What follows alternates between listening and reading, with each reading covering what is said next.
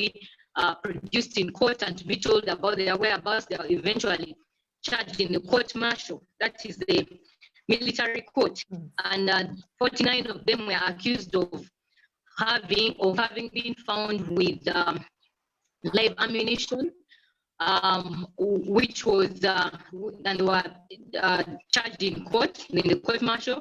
All of them of having live ammunition and having bullets and all that. And then we are wondering how could they charge them for having ammunition, yet they were already in police custody and were released on bail, and now they are saying that they had the live ammunition in prison. Like, it couldn't make sense. But anyway, we are still going in court martial. They have released only 13 of them so far on bail from court martial. I'm one of the sureties. Most of us, the leaders in the party, are the sureties of these colleagues of us. And so they refused to release the other 34, claiming that they were inciting violence during the elections and were trying to resist arrest. Something that doesn't add up, because these are people who have already been in prison for a very long time, and they had taken a very long time from being brought out to court, and now they are putting more charges on them. Yes, they're already in prison, and so we are wondering, when did they get time to commit all these atrocities or these crimes that they keep piling on them? But we all know that it's because of the fear and the anticipation. First of all, we came out of a very hectic election, which saw our presidential candidate, Honorable Robert Chagulanyi, being brutalized in a number of ways. Him and his team at some point had to sleep along the road. A presidential candidate was denied accommodation after a long day's hectic work of campaigning. On 2 occasions, he was denied accommodation in hotels, public hotels that are for public gatherings, and him and his team had to sleep along the road. And regardless of the insecurities there around at that time, we saw a number of them arrested and tortured on the campaign trail. We saw even police shooting at innocent civilians, people who were moving with him, shooting at his car, shooting at the ambulance that was always moving with us, shooting at people who were totally unarmed and people who did not have anything that they had done to them, except whose only crime was to move with Honorable Robert Chagulanyi, to campaign for him and also to support his political ideologies.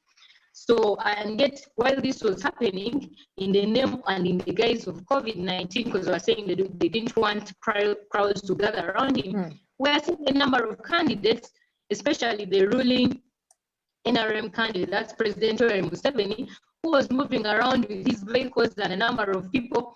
And it's as if COVID-19 at the time when he was moving had disappeared, because for them, instead of being dispersed in the manner in which they were dispersing the NUP crowds by shooting and tear gassing and throwing tear gas canisters, but also throwing those small bombs.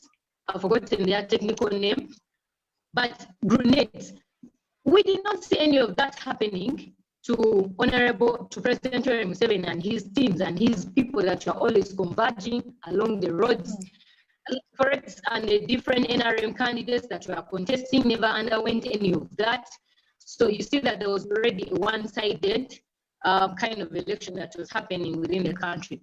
Then also we have witnessed now that one of the key things we are totally saying that is unfair, and Honorable Robert Chagulanyi has called on Ugandans not to accept the results of the election, is because in so many areas, right now we are in court, so I can discuss minimally some of the things that you are presenting as evidence in court. I can only talk about them generally, but in some of the areas, people were denied to vote, especially in the Western region where they saw President Museveni garnered a lot of support. We have evidence. We saw people who came to vote in the morning, women that we are talking to that had come to vote in the morning, and ordinary Ugandans, but they were sent away and told that elections had ended, especially for the president. and are wondering how the presidential elections had ended, yet they hadn't cast their votes yet. And we are telling them, we have already ticked for you, like these elections are already done because the ballots were already ticked. And for some people, they even went ahead to tell us we were given already pre-ticked ballots for the presidential candidate, so they couldn't make a choice of who their presidential candidate was. And when they wanted to vote for Honorable Chagulanyi, they were told, you particularly are not going to allow in your vote because on this particular polling station we have already talked about, we already counted maybe 3 votes for Honorable Chagulanyi. Yours cannot be the 4th. So they were shamelessly sent away because they wanted to cast a 4th vote, because according to them they had already predetermined that Honorable Chagulanyi would only get 3 votes on that polling station and none other than nothing more than that. So we also saw a number of militia that was beating up people, like literally beating them up so that they do not vote, and forcing a number of, they were stuffing ballots into the ballot paper, the ballot boxes that were already pre-ticked. And of course, people are looking on helplessly because these are armed men who are highly engaged in the national elections. So what could you do when a police officer or an army man is standing in front of you and they've already cordoned off the entire area and they're telling you you can't vote? You're one person, you're 3 people against all these people. There's nothing much you can do. So we saw a lot of impunity being exhibited during the elections. We have seen a number of polling stations which have 100% voter turnout or 100% voting. For example, in one of the polling stations in Kazo district or Isinjiro, everyone turned up to vote for President Museveni. Everyone, literally, meaning there was no person that did not vote that day because they were not feeling well. There was no person that had died in the entire village or in the entire polling station. There was no person who fell sick. There was no person that didn't feel like voting. Yet in other areas, there was totally no 100% voter turnout, which is also impossible. We can never have a 100% voter turnout. But we have seen in a number of places that these places had 100% voter turnout, yet when you go to those places, people even tell you, but so-and-so died. This person is no longer here. This person no longer resides in this area. This person did not vote. But according to the Electoral Commission, everyone voted and everyone's vote counted. So in some of those where that outright rigging is seen, those are some of the things we are trying to challenge in the court, and saying that this election was highly rigged. It had a lot of military engagement, engaging in elections, and so many other factors. So we want this vote annulled so that we can have another election for the president. What is your, I mean, because the state of the courts now, do you believe that you will be able to get the annulment of the elections and get corrections? Because I mean, the independence of the courts of Uganda have been discussed, whether they are, and that would be my one question. I mean, what are your hopes of that, and what are the, if not, what would be your suggestion for the international community to do? I mean, we know that there has been expectations, for instance, that what will USA say about the elections? There was some controversy because the USA ambassador tried to visit Bobiwine. So that your suggestion for the next steps for the international community, or for countries that have development aid projects in your country, should there be some, let's say, stopping of them, sanctions or something like that? What are yours? And first, your take. Do you stand a chance in the courts? And second, your advice to the international community, how to follow, how to help, how to get a fair result in your country. Well, thank you very much for that question. We have seen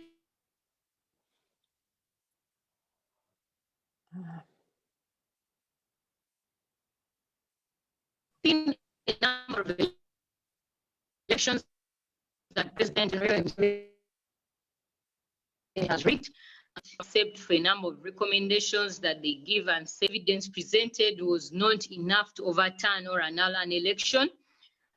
So one of the ways that we looked at in expressing our disagreement and total disagreement on what came out of the elections and the results that were pronounced by the Electoral Commission Commissioner, a chairperson, we've looked through several options, and going to court is one of the options that we have. Mm-hmm. We go to court not with 100% hopes of getting justice from the courtroom or 100% hope that you are going to get exactly what we are looking for, but it is one of the other ways of exposing the regime and some of the rot that lies therein. So for us, we go to court to try, first of all, to go the legal way, because ours is a non-violent, peaceful movement that is trying to change the leadership of this country in a peaceful way, but also using all legal ways possible. So we are not looking at any violent options.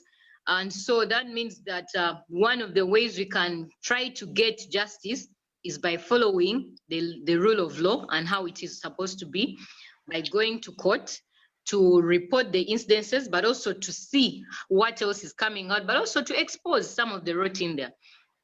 Now, for us, we go in here to try to get a fair hearing, to see whether some things can happen, can change. We know that elections haven't been overturned by court because of our court systems are not as independent as we would love them to be. First of all, most of the chief judges are appointed by the head of state, that is the president. And so it is very difficult for you to bite the hand that feeds you.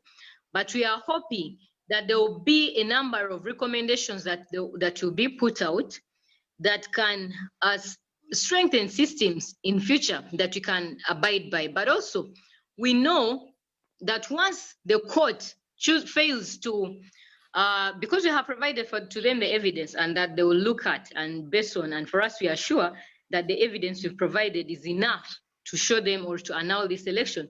But we are hoping that in case they fail to do the right thing, the People's Court will follow next. We shall see how to move into the people and tell them what has come out of the court. I know Ugandans are following this case, are following it very critically. I know a number of institutions are following it critically as well. I think there will be a number of lessons for us to learn from and so many other pointers to look at. But we are hoping that justice will be served. We are hoping that the judges will be brave enough and to do the right thing and to declare the right results that will come out of all the hearings. We are hoping that they will be able to overcome their fear and any ties that they may have with the head of state so that they can pronounce for us the right thing. But what would we want the international community to do for us, as we have spoken time and again? This is Uganda, this is our country. It is up to us to do the right thing for our country. However, we also know that with international connections, if you can make your voices heard and not be silent at this time, I think for us it would be a very good thing for the country to, particularly highlight some of the plight that we are facing in the country, some of the challenges we are facing, to be able to have your input in terms of where you can censure certain things in the country. Can you be able to do that? Can we have your voices and your statements loud and clear so that you're not seen as being silent? Because there's most of the times whenever we are fighting such struggles, the international community goes silent.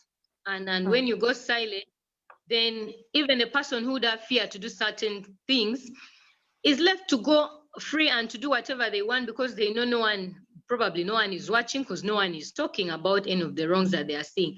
But the more pressure you amount on a government and particularly the head of state, probably this could also help us mount more pressure on some of the judges, but also on what the outcome can be in the country. So one, that you speak, you write. 2, 3, that you censure where you can censure, especially certain individuals, especially those that we know that are highly involved, whose names are mentioned in the cases that are going to be presented. cases, Ugandans that are kidnapping other Ugandans that have been involved in the police brutality, those particular individuals, you can actually do certain, you can install certain punishments on them or censure them in a way as individuals so that they can feel like they are taking the weight of their actions. They are not only hiding under institutions, because they like saying, well, the powers above are the ones that indicate that gave the order. So, and yet we never really point a finger to the powers above. But if we can hold them accountable by their individual actions and then hold individuals accountable to certain things that they are committing, then maybe we can see a change of heart in the way they behave and the way they conduct certain orders, they follow certain orders. Also, I think the international community would be good if they could clearly highlight and follow the processes that you are engaging in, and keep reminding the head of state that you're watching very closely. And I'm sure when you sit as countries, you can look through certain actions.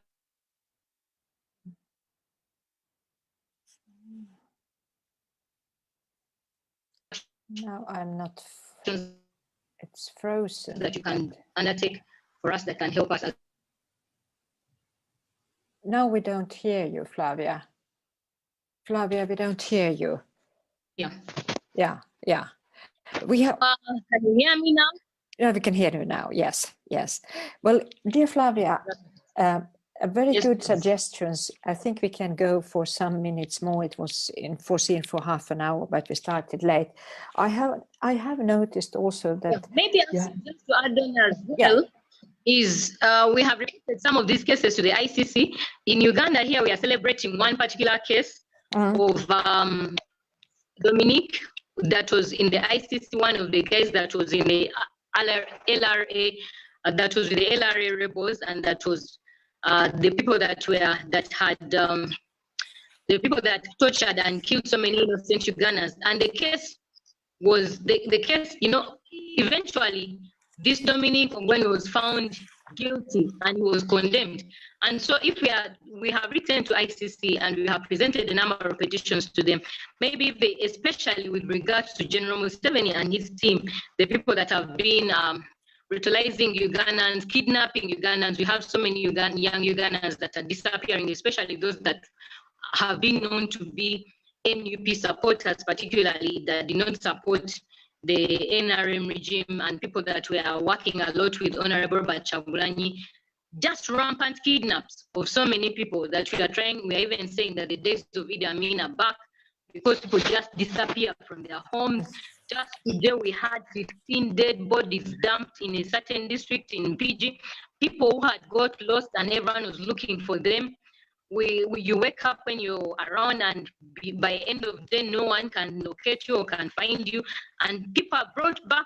One recent example is of a young man called Sega who had disappeared for a very long time, only to be thrown at the mortuary in our leading hospital, that is Mulago Hospital. And because they thought he was dead, only to be noticed that by the doctors that he wasn't actually dead, and he's busy, he's busy in hospital. They are trying to treat him and all that, but he hasn't yet recovered. He hasn't yet, he's not yet back into his full senses. He's still very much unaware of the things happening around him. So maybe even with the ICC, if it can follow up critically on some of these letters, the petitions that we're writing to them, it would also be a good thing. Even the AU, if it can sanction General Museveni and his people in some of the things that they do, maybe isolate them so that they don't feel like they have people that they can run to. I think there are a number of ways that the international community can be of help to Uganda. That's I also believe so, and actually, just my last question, and you yourself, what are you thinking of? Will you have a responsibility in Parliament? Will you be which committee, or is there a committee structure that you will be part of, or what will you concentrate on? That's my last question. Then I think we have to end the conversation, but stay in contact. Thank you. I know every parliamentary member, because the work of the member of parliament is mainly in the committees, so every member of parliament has to be a member of the committee or a chairperson of the committee. And given that previously the Speaker of Parliament, Honorable Rebecca Kadaga, is a gender activist and recently passed a motion stating that all parliamentary committees should be chaired half by women. I think that was a good suggestion in order to uplift the women leadership within Parliament. I will definitely be on some of the parliamentary committees. I haven't yet zeroed down on which one particularly, but I have a number of areas that I'm interested in that I hope I'll be working with. We still have a number of, as the leading opposition in Parliament with 61 members of Parliament, definitely we are going to produce the leader of opposition, something we are still not yet fully we haven't yet given so much thought yet because we are still contesting the election. And so we know that we are supposed to be in government, we are not supposed to be in opposition. So we are still trying to see, we are following up on the case. The case, after the case, we shall have clear guidance on how we are going to move as a party, as a political party, but then that will also give me clearer guidance on what key roles I can take up as a leader in Parliament. But right now, until that case is closed, we are not looking that far. But when that time comes, we shall definitely decide on where we shall be. Well, Flavia, it has been, the best thing has been to see that even though you have been campaigning hard for so many years, you are good in spirits, and we know that you are the forceful Flavia we have learned to know in discussions and webinars, and we have been meeting in person. So I really wish you all the best and stay safe and sound. There has not come questions from the audience, but there has come a lot of support for Bobiwine, and I hope that you will convey to him that the Liberal International community is really, really supporting him, following him, and we are at your disposal if you need our support. And thanks for both for your precious time and also for all the ideas you gave us during this discussion. So thank you. For us, I think we are still strong, we are very strong. We are not disheartened in any way. Of course, it breaks our heart that most of our colleagues are still in prison, others are under arrest, others are disappearing, people are living in fear, other people are hiding, other people are hospitalized. That breaks our spirit. But as for the spirit of the struggle and how we are moving forward as a country and as a political party, we are very strong, and we are hopeful that we know where we are taking Ugandans, and we want to thank Ugandans that voted for NUP as the party that voted for its leaders, including the president. We are going to reclaim our win, our victory, and we are going to do everything within our power peacefully to ensure that we remove the dictator that is in power right now. We thank you, Liberal International, for the continued assistance and support with other international agencies too.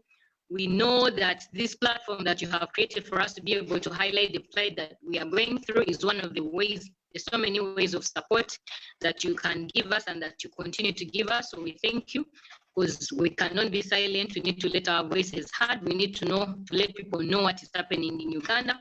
Because like you see, we are still grappling with internet. We had the total internet blackout shut down by the government because they didn't want us to highlight all their things, the roads that we were committing during the electoral process live.